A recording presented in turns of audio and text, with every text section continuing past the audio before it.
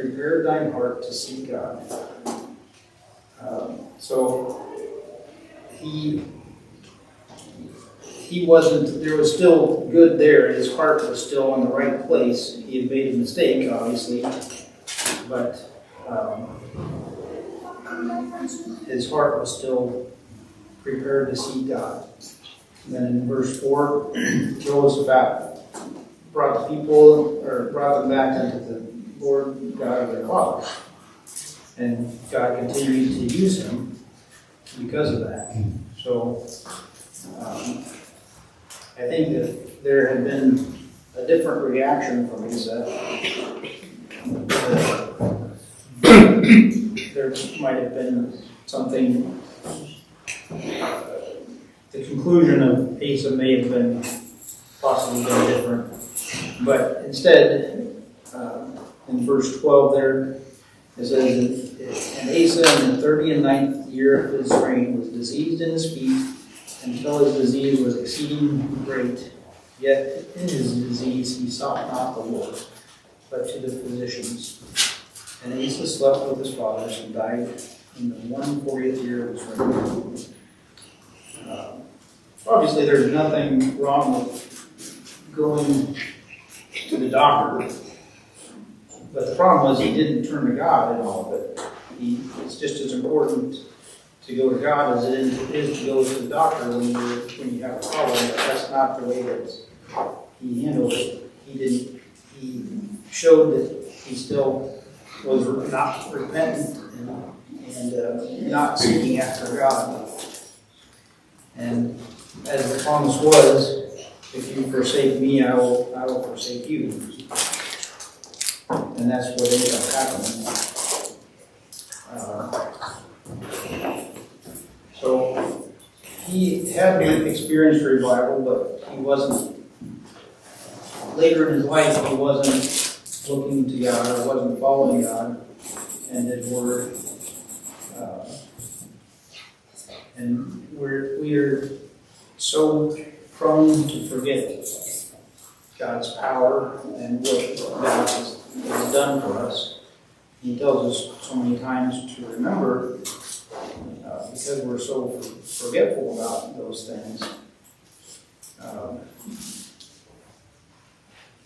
As I said at the beginning, some say that we grow in our ability to trust God as we get older, but so many don't end up that way and make bad decisions.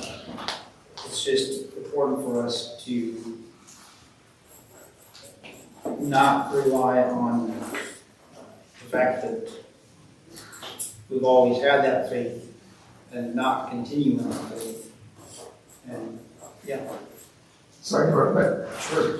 When you said we're not just necessarily mature in Christ, but just as age through, the challenge is to really appreciate the blessings, like you were saying, and to rely on God and not be complacent. Like, okay, now I can coast. Exactly. And it's scary because it's like, God, where will you insert me? And that can be. Mm-hmm. Does that make sense? Yeah. Swearing at it. So it seems like every new step is just as hard as the first. Mm-hmm. And we should expect that instead of expecting it to get easier and easier and just get complacent about it. Yep. Our spiritual muscles develop through exercising faith, but our spiritual fitness is like our physical fitness. We can't rely on yesterday's workout to keep us strong today.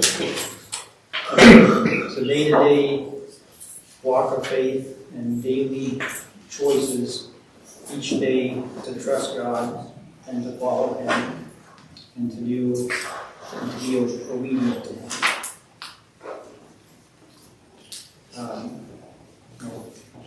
I think the 2 Timothy 4:7 is such a good verse for this to go along with it. I fought the good fight. I finished my course. I've kept the faith. You can't just starting strong we have to fight each day, finish the course, and keep the faith. Anybody have anything else? All right, well, that's all I have. Let's close with a word of prayer.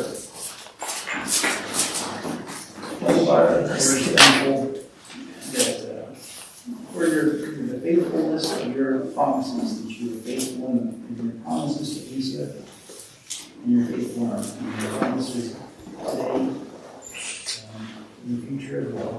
We're just thankful that we can trust in you, and we want to be. We can put our faith in our strong tower.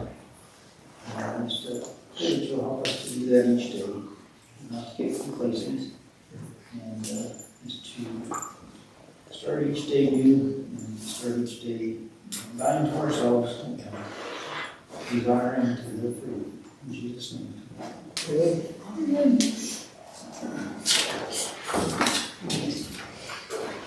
All right, so we'll take some prayer requests here. I was told about one from Bonnie.